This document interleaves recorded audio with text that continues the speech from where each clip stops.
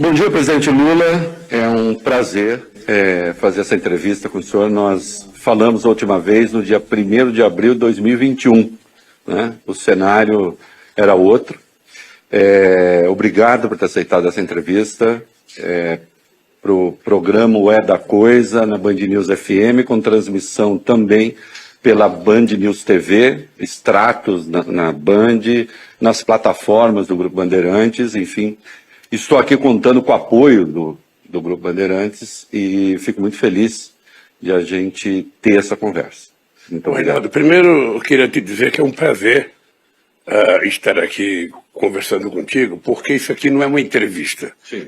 Como você não é jornalista, você é e não é um perguntador, ou seja, você é uma pessoa que costuma tecer comentários sobre as coisas que você quer perguntar e tecer comentários sobre a resposta que as pessoas te dão.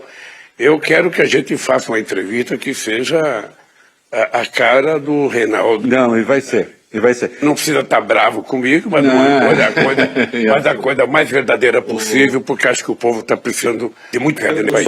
Eu sou jornalista, mas eu não sou repórter. Isso aqui não estou. E não demérito repórter, não. A reportagem é o sal do jornalismo, é o que faz o jornalismo. Mas eu sou um opinador, né? E, portanto, é claro que as minhas opiniões também vão aparecer aqui. Eu só não quero que elas apareçam mais do que as suas. Aí não pode.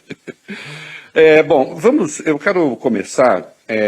Já falamos um pouco disso no passado, mas o senhor já tinha uma história absolutamente extraordinária, vindo de onde veio, com a origem que tem, presidente 2 vezes, com a importância que isso ganhou no mundo, mais de uma vez divergir, o senhor sabe disso, mas sempre dentro dos limites da democracia.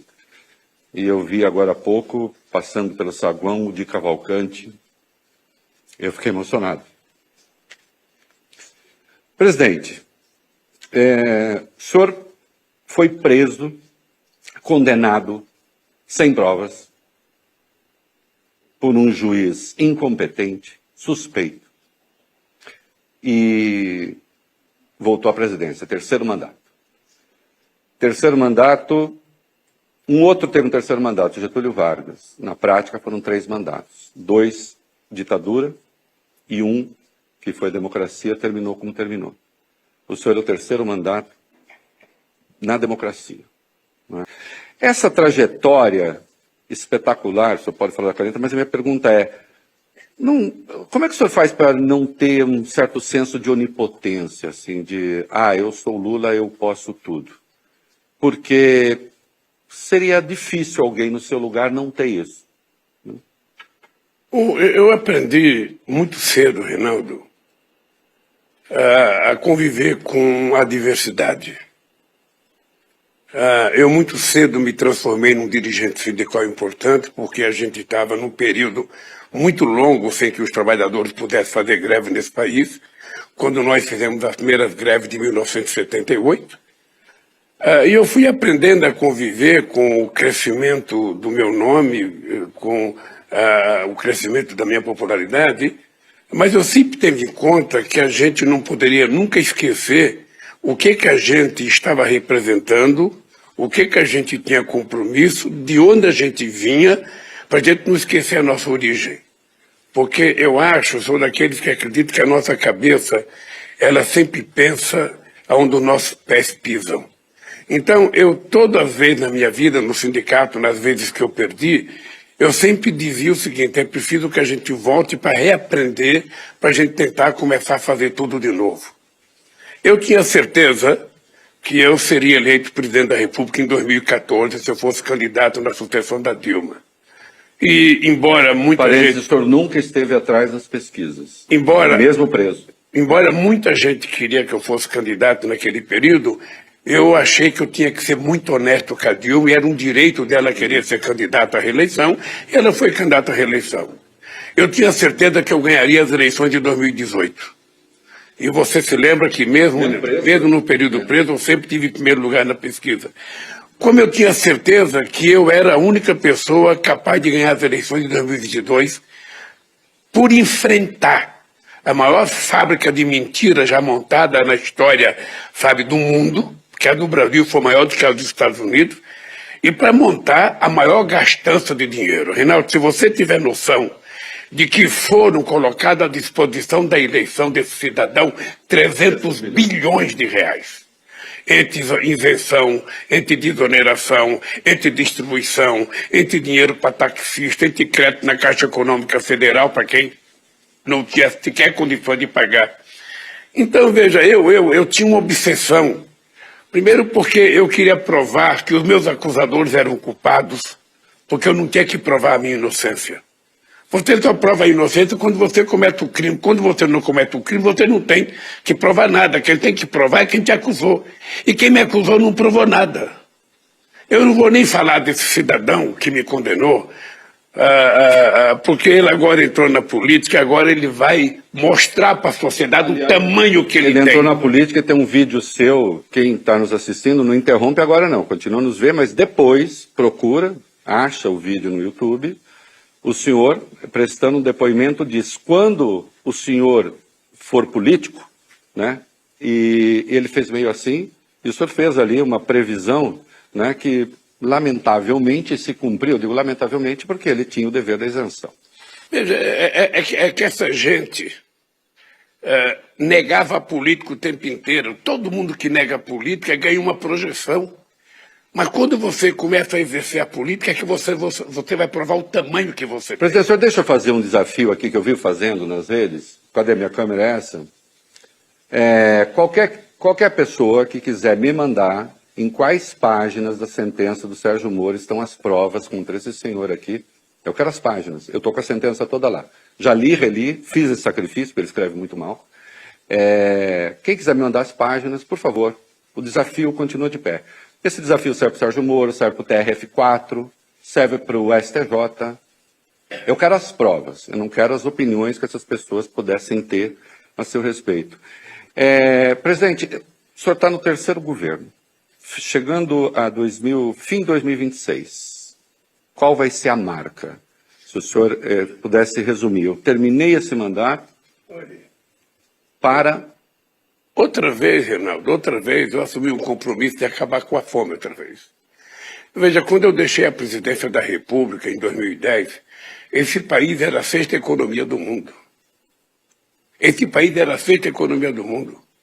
A gente estava construindo quase 20 mil quilômetros de linha de transmissão. A gente estava construindo 12 estádios de futebol para a Copa do Mundo. A gente estava fazendo as 3 maiores hidrelétricas que estavam sendo construídas no planeta Terra. A gente estava preparando o Brasil para fazer as Olimpíadas. A gente tinha um compromisso de construir 4 milhões de casas, que foi o maior programa habitacional. Então eu imaginei que esse país ia dar um salto de qualidade que, sabe, em 2022 esse país deveria estar muito maior, esse país deveria ser a quinta economia, a quarta economia do mundo. Entretanto, o país andou para trás. Então eu volto à presidência em 2023 e eu encontro 33 milhões de pessoas passando fome. Eu encontro a maior quantidade de empregos informais que esse país já teve. Empregos informais, o teu pai deveria tratar isso como bico, ou mais antigo, biscate. Não é emprego quando ele é informal, porque o cidadão não tem nenhum sistema de seguridade social. Ele pensa que está trabalhando, mas quando ele sofre um acidente qualquer, ele percebe que ele está totalmente desprotegido. Então eu encontro o país numa situação muito pior do que eu peguei em 2003. Eu assumi outra vez o compromisso de acabar com a fome. Então eu vou dizer exatamente o que eu disse em dezembro de 2002, quando eu ganhei as eleições. Se ao terminar o meu mandato, no dia 31 de dezembro de 2026, e eu tiver garantido que cada brasileiro esteja tomando café, almoçando, jantando, trabalhando e as crianças estudando, eu já terei cumprido outra vez, sabe, a minha crença com o povo brasileiro, porque eu tenho uma causa que é esse povo. Esse povo mora num país grande, e nós provamos que é possível colocar o pobre na universidade, e por isso nós criamos o Reúne e fizemos 2 milhões de estudantes com FIES. É por isso que nós fizemos muitas universidades nesse país. E veja, eu sou o único presidente que nunca tive um diploma universitário e sou o presidente que mais fiz universidade, que mais fiz escolas técnicas, que mais coloquei estudantes na universidade brasileira. Então, se ao terminar o meu mandato a gente tiver recuperado a normalidade no Brasil, sabe o que é normalidade? As pessoas viverem sem medo. As pessoas deitarem na cama, sabe, segura de que não vão ser violentadas. Sabe, as pessoas levantarem de manhã e saber que tem um trabalho, que tem um café da manhã. Se eu conseguir tudo isso, eu estarei cumprindo com a minha missão, sabe, no planeta Terra. Presidente, O que eu posso dizer para você, Reinaldo, conversando com o povo brasileiro? Eu só votei porque eu acredito que é possível fazer um governo melhor do que eu fiz em 2003 e 2010. Eu acredito nisso, vou trabalhar para isso, vou me dedicar para isso, vou conversar com todo mundo para isso e sou incansável. Vou trabalhar 24 horas para que quando terminar o meu mandato eu possa andar de cabeça erguida nesse país dizendo cumpri com a minha missão com o povo brasileiro, não tem mais ninguém na fila do osso. Não tem mais ninguém deitado sem tomar um copo de leite. Não tem mais nenhuma criança desnutrida nesse país.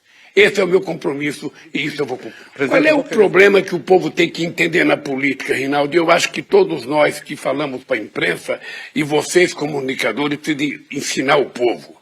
Ou seja, um presidente da República, ele governa com quem é eleito. Ora, as pessoas que estão eleitas no Congresso Nacional são o resultado do grau de consciência política do povo no dia da eleição.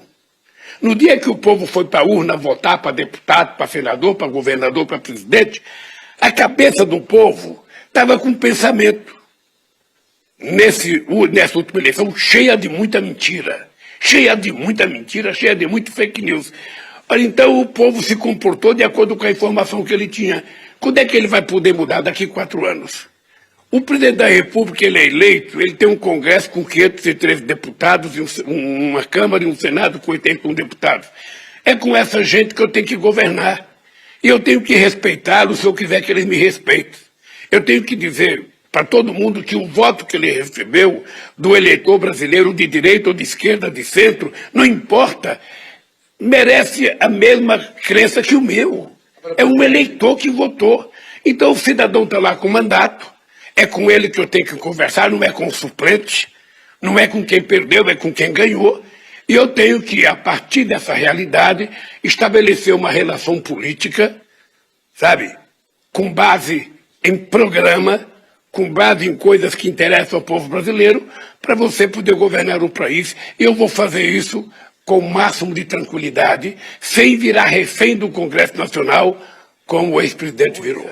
Eu estou te contando, em 2008, a Petrobras estava fazendo pesquisa na produção de etanol, sabe, de segunda geração. Esse dia eu perguntei se tinha continuado a pesquisa, não pararam. A gente tinha montado uma fábrica de biodiesel, sabe, parou a fábrica de biodiesel. Ou seja, a Petrobras não é uma empresa só para ganhar dinheiro, para dar para os acionistas. A Petrobras é uma empresa para pensar na soberania energética deste país. Porque ela pode muito. Eu brincava quando eu era presidente da República que a Petrobras tinha tanto poder, ela era tão forte, que em algum momento a Petrobras iria eleger o presidente dela diretamente pelo voto e eles iriam indicar o presidente da República. A mesma coisa foi a privatização da Eletrobras. Foi a privatização da Eletrobras, ou seja, você vendo uma empresa do tipo da Eletrobras, sabe, a primeira coisa que os diretores fazem é aumentar o salário dele de 60 para 360 mil reais por mês. E um conselheiro, para se reunir uma vez por mês, ganha 200 mil reais por mês. É essa a moralidade pública da privatização, sabe, da Eletrobras. Então é o seguinte, as pessoas têm que saber que eu defendo o Estado brasileiro forte. Eu não defendo um Estado, sabe, intrometido na economia, mas eu defendo um Estado indutor da economia. Eu quero um BNDES forte, eu quero um Banco do Brasil forte, eu quero uma Caixa Econômica forte, eu quero o BNB forte, o BASA forte, sabe? Eu quero a Petrobras forte, eu quero que o Brasil tenha empresas poderosas para incidir na economia. Quem está comprando as nossas empresas estatais? Empresas estatais espanholas, empresas estatais chinesas. Sabe, por que o Brasil não pode ter empresas que podem induzir na economia? Acontece que se criou, na cabeça do povo brasileiro a ideia que tudo que é público não presta e tudo que é privado é maravilhoso. Não é isso? É isso. Nós vimos agora o que aconteceu, sabe? Com as americanas. Com as americanas. Nós vimos agora. O SUS foi achincalhado desde que nós criamos o SUS em 1988. Você está lembrado quantas vezes achincalharam o SUS? Não, eu lembro até durante a pandemia, numa conversa, o então ministro Paulo Guedes dizendo que o ideal seria dar vouchers para as pessoas, para elas procurarem a medicina privada. Ele disse, se quer ir ao Einstein, vai, né, com voucher. Pois é, então você veja uma coisa, quem salvou esse país foi o Sistema Único de Saúde. E é importante as pessoas lembrarem que o Brasil é o único país com mais de 100 milhões de habitantes que tem um sistema único de saúde, que atende gratuitamente as pessoas, que faz cirurgia gratuita para as pessoas e, sobretudo, transplante. E que dá remédio de graça à maioria do povo. Olha a explicação de você ter juros de 3,75 num país em que a economia não está crescendo. Num país em que a economia não está crescendo. Saiu o PIB do último trimestre negativo, ou seja, portanto a economia brasileira não cresceu o ano passado, apesar da fanfarrice do Guedes, não cresceu. Então você tem uma economia que não está crescendo, você tem o desemprego que está em emprego, sabe, informal, com os trabalhadores ganhando pessimamente mal, porque a massa salarial caiu muito. Você não tem crédito, o crédito está escasseando, logo nós poderemos ter uma crise de crédito. E eu queria uma explicação apenas por que o juro está atrás de 75. Eu até não ligo muito para essa coisa de Banco Central, independente ou não independente, autônomo ou não autônomo. Eu fui presidente 8 anos, o Meirelles foi presidente do Banco Central, e ele tinha autonomia. Ele tinha autonomia, mas tinha responsabilidade. A responsabilidade dele é saber o seguinte, esse país tem uma pessoa que foi eleita para presidir o país. Mesmo assim, essa pessoa não tem autonomia. Eu tenho que prestar contas ao Congresso Nacional. Eu tenho que prestar contas à Câmara. Eu tenho que prestar contas ao Senado. Eu tenho que prestar contas ao Tribunal de Contas da União. E tenho que prestar contas à sociedade brasileira. Tenho que prestar contas aos meios de comunicação que vive toda hora cobrando. Ora, por que esse cidadão, que não foi eleito para nada, ele acha que ele tem o poder de decidir as coisas e ainda eu vou pensar como é que eu posso ajudar o Brasil? Não, você não tem que pensar como ajudar o Brasil, você só tem que pensar como reduzir a taxa de juros, para que esse país volte a ter crédito, para que a economia volte a funcionar. É isso que tem que fazer. E isso não é bravata minha, porque eu também não tenho interesse de ficar brigando com o presidente do Banco Central. A única coisa que eu acho é o seguinte, esse país não pode ser refém de um único homem. Essa hora, porque todo mundo tem uma entrevista na cabeça, né, com o Lula. Por que não perguntou tal coisa? Nessa hora, Reinaldo se calou. É que eu concordo.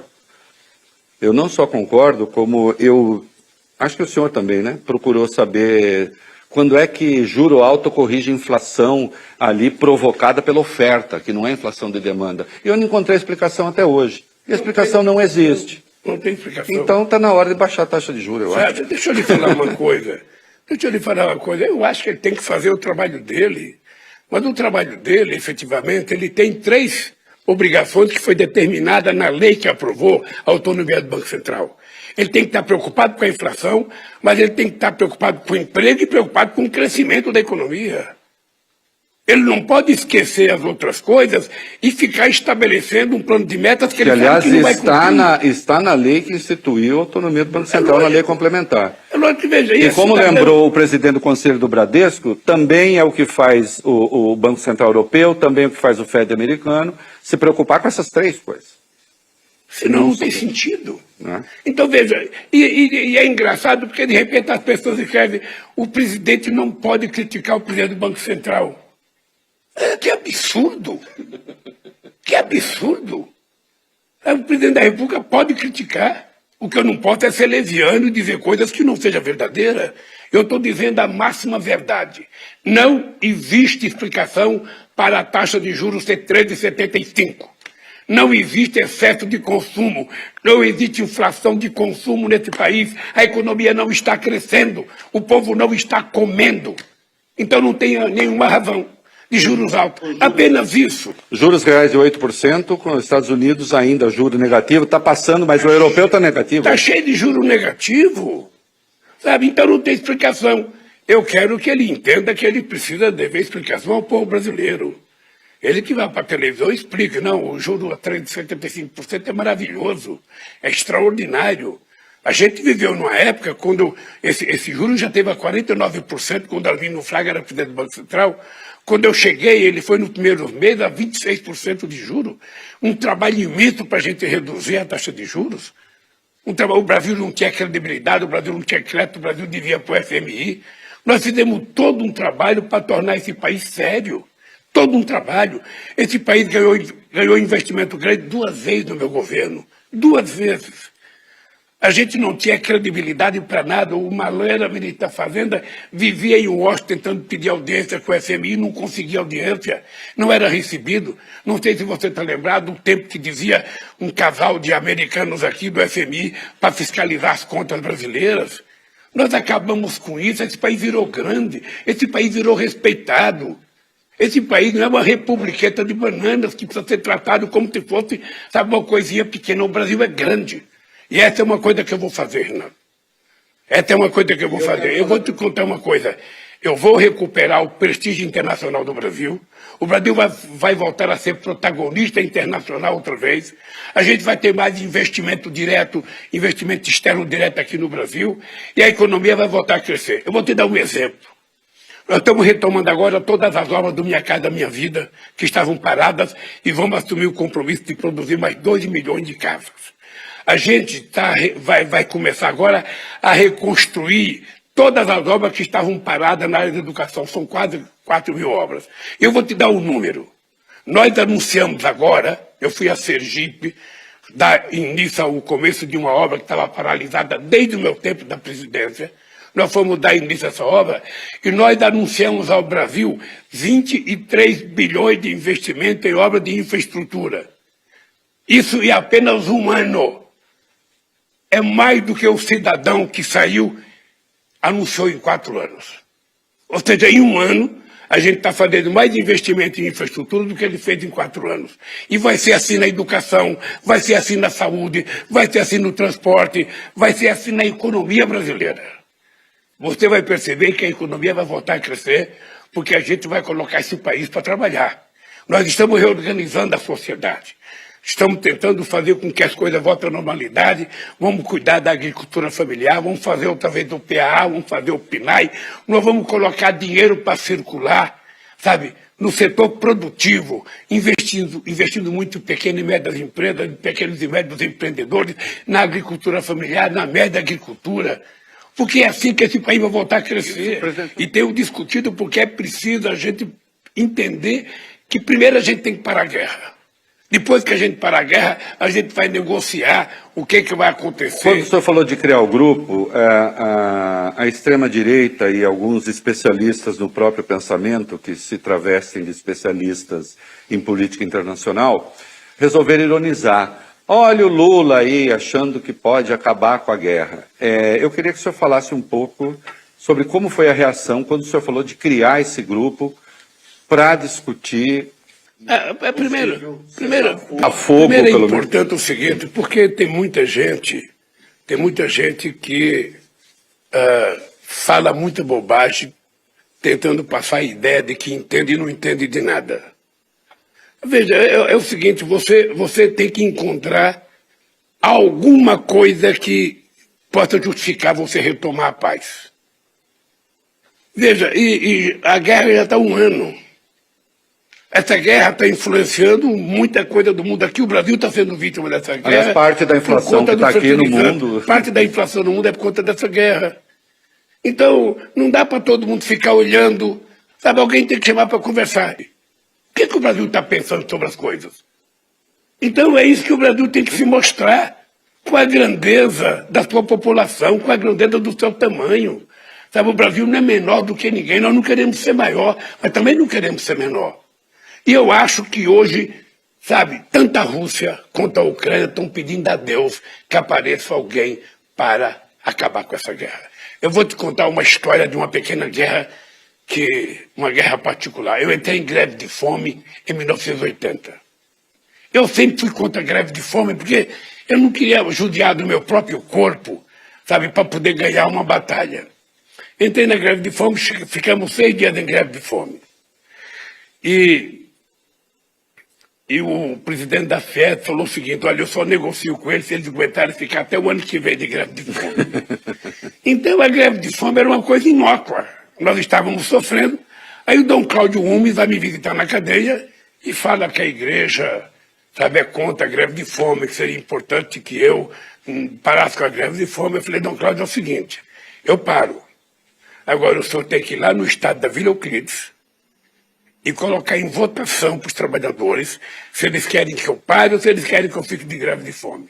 Ele foi lá, colocou em votação, graças a Deus, graças a Deus os trabalhadores pediram para acabar. Eu tenho certeza que tanto o Putin como o Zelensky estão pedindo a Deus que aconteça alguma coisa para acabar com essa greve. Quando acabar a greve, você vai sentar para conversar o resultado dessa greve. Os prejuízos dessa greve, os quantos bilhões da guerra, os quantos bilhões de dólares vai precisar para reconstruir a Ucrânia. Sim. Porque as vidas dos russos que morreram e dos ucranianos não serão recuperadas mais. O senhor acha que esse caminho é possível? Eu acho que é necessário. Ô, gente, toda guerra tem um fim. E essa guerra tem que ter um fim. Nós não precisamos ficar, sabe, destruindo ponte, destruindo prédio, destruindo, sabe, a troco do quê? O problema é a OTAN, vamos discutir com os europeus e com os americanos, o problema é a filiação à União Europeia, vamos discutir. Agora, uma coisa todo mundo sabe, é que eu defendo a soberania ucraniana. O russo não tinha o direito de ter, sabe, investido e que foi o voto do Brasil, foi o voto que o Brasil deu na ONU. O russo não tinha o direito de ter invadido a Ucrânia, ou seja, isso a gente não aceita, porque a integridade territorial é uma questão sagrada. Presidente, mas de qualquer forma a guerra está acontecendo, as pessoas estão morrendo, e alguém precisa falar: gente, vamos parar. Vamos ver se a gente consegue, em torno de uma mesa, negociar. Não precisa morrer 60 milhões de pessoas como morreram na Segunda Guerra Mundial, ou morrer 15 milhões de pessoas como morreram na Primeira Guerra Mundial. A gente pode evitar. A gente não sabe. É isso que eu quero conversar. Tomara que agora, para alguns brasileiros que têm complexo de vira-lata, que acham que o Brasil não pode nada, que acham que o Brasil é pequeno, que acham que, sabe, esses não acreditam em nada. Expressão do Nelson Rodrigues. Eu lembro que tem um tipo de brasileiro, sabe, que acha que o Brasil não pode nada, que o Brasil tem que acatar tudo que os Estados Unidos falam. Eu não sei se o senhor sabe essa expressão, complexo vira-lata, o Nelson Rodrigues criou quando ele está escrevendo sobre o Pelé está com 17 anos, e ele diz assim, o Pelé, ele tem majestade, né? E quando o Pelé chegar lá na Suécia, o Pelé vai estraçalhar, como ele estraçalhou, né? E disse assim, e finalmente acabará o complexo de vira-lata, né? O Pelé era um pouco um exemplo do não vira-lata, né? Daquele que se impõe, e se impõe pelo talento. Olha, Reinaldo, é uma coisa muito engraçada. Eu vou te contar um episódio. Na primeira reunião que eu fui participar do G8, eu fui convidado pelo Chirac. Foi na cidade de Evian. Eu vou te contar uma cena que você pode imaginar. Vai passar um filme na tua cabeça. Imagina, chega em Evian, um metalúrgico, só tem o quarto ano primário e um curso do Senai, não fala uma palavra em inglês, entende meia dúzia de palavras em espanhol, e eu olho para dentro de uma sala e está lá todos os presidentes, o rei Abdallah da Arábia Saudita, o Bush, o Tony Blair, o Chirac, todo mundo. E não podia entrar intérprete comigo. Eu fiquei pensando, meu Deus do céu, como é que eu vou entrar?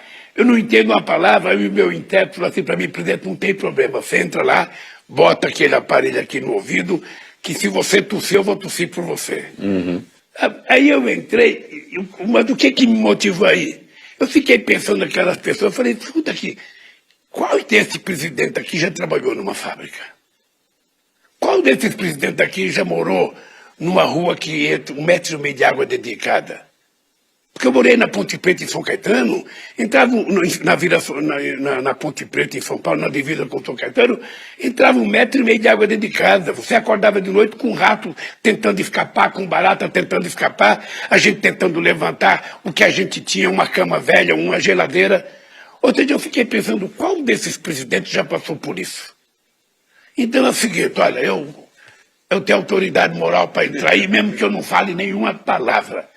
Entrei, fui conversar e, graças a Deus, a gente conquistou o respeito. Porque respeito é uma coisa boa quando a gente dá e a gente exige que seja respeitado. Eu gosto de dar e gosto de receber. E a gente só é respeitado quando a gente anda de cabeça erguida. Quando a gente não tem o complexo de vira-lata, o complexo de pequenez, o complexo de inferioridade, não. Sabe? O Brasil é um país importante, o povo brasileiro é um povo importante, então é em nome deles que eu ando de cabeça erguida. Reinaldo, deixa eu te contar uma coisa. Você sabe que eu, durante muito tempo, eu tive dúvidas sobre a ressurreição. E hoje eu acredito na ressurreição porque eu sou um cara que ressuscitei. Eu não sei se existe algum político na história do Brasil que resistiria ao massacre que eu resisti. Acho que não. Eu tive, só de Jornal Nacional, em 9 meses, 13 horas de destruição da minha imagem. Eu tive 59 páginas de revista. Eu tive 680 primeiras páginas de jornais, fora a dezenas e centenas e milhares de matérias de rádio. Então eu acredito em Deus, porque quando eu fui para a Polícia Federal, eu resolvi de que eu ia sair de lá maior do que eu entrei. E quem tinha me condenado ia ficar menor do que era quando me condenou. E aconteceu exatamente isso. Com muita paciência, com muita meditação, com muita crença, com muita leitura, sabe? Mas a paciência é a coisa sagrada nisso. Eu sei que muita gente que votou contra a favor, aquele TRF4, eles votaram sem ler. Aquilo votaram porque votaram, sabe? Porque era preciso me condenar. Nem leram a peça. Nem leram. Os 4 votos iguais. Se leram, não sei, que as provas não estavam lá. Aqui na Suprema Corte teve gente que votou pressionado pela imprensa, porque a imprensa, você como um comunicador sabe o papel que a imprensa joga na cabeça das pessoas. Ninguém quer sair no Jornal Nacional, sabe, sendo conivente com alguém que está sendo acusado de culpado. Porque o que eu queria era que Penante me desse a presunção de inocência. Eu só queria isso. Sabe? Então, eu votei. Se eu tivesse que escolher as pessoas que eu já escolhi, com as informações que eu tinha na época, eu as escolheria outra vez. Sim. Eles votaram coisa importante, eles votaram célula-tronco, votaram União Civil, votaram Raposo da Serra do Sol, sabe? Votaram coisa muito importante. Sabe, o papel da Suprema Corte agora no processo eleitoral contra esse psicopata que governou esse país. Agora, tem gente que quando coloca a toga pode mudar de posição. Mas o critério meu sempre será o mesmo. Primeiro, sabe, notório saber jurídico. Porque eu não quero escolher um juiz para mim. O juiz é para a nação. Segundo, o cara tem que ser cumpridor da nossa Constituição. Eu nunca indiquei por conta disso. E nunca pedi. Essa é uma coisa que eu tenho orgulho, Reinaldo. Eu nunca pedi nenhum favor a nenhum ministro. Nunca, nunca, nunca. Eles não foram indicados para me fazer favor. Eles não foram indicados para me proteger. Eles foram indicados para cumprir a Constituição e garantir o processo democrático desse país. Uma última palavra para encerrar, ou tá bom? Por favor. Reinaldo, é o seguinte, querido, eu só queria te dizer o seguinte. Eu tenho 4 anos da minha vida para dedicar a esse país. Eu quero te dizer... Eventualmente mais 8? Eu quero te dizer que eu quero dedicar... Eu sou um cara que tem muita resistência física.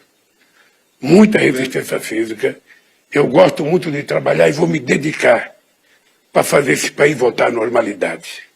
Esse país precisa jogar fora o ódio, a violência. Você viu um cidadão outro dia jogando snooker, pega uma arma e mata 7 pessoas. Outro dia um cidadão no supermercado pega um carrinho e joga em cima de uma mulher. A violência contra a mulher está muito forte, ou seja, é preciso acabar com essa violência nesse país, é preciso o país voltar a ser um país mais fraterno. Os seres humanos precisam voltar a ser humanistas. A gente tem que pensar um pouco com o coração, não apenas com a cabeça. O povo está raivoso. O mundo da mentira está ganhando do mundo da verdade. E nós precisamos diminuir isso, acabar com isso. Então a minha briga contra o fake news é uma briga também que eu vou tentar levar, não aqui apenas internamente, mas vou tentar levar a nível internacional, porque para controlar isso somente uma ação internacional. E parece que esse debate está ganhando o mundo e bem. E é um debate que vai ter que ser ou no G20, ou no G8, ou na ONU, nós vamos ter que discutir esse assunto. E eu só queria, Reinaldo, que você, sabe, toda vez que eu precisar contar alguma coisa para o povo brasileiro, eu vou ter que falar, Reinaldo, olha, estou precisando dar uma entrevista e você pergunta o que você quiser. Eu quero te agradecer. Como eu perguntei hoje, muito obrigado. Um dos momentos mais emocionantes foi aquela entrevista que nós fizemos quando eu saí da Polícia Federal.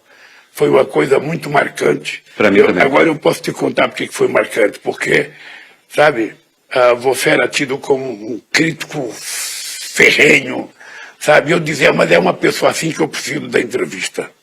Eu preciso da entrevista de uma pessoa que possa provocar o debate para a gente poder restabelecer a verdade nesse país. E eu acho que o Brasil precisa de mais comunicadores com o teu caráter, com a tua coragem e com a força de dizer a verdade que você diz. Se o Brasil tiver mais gente assim, a gente vai poder consolidar esse país como um país verdadeiramente democrático. Portanto, obrigado. Obrigado, presidente. Muito obrigado.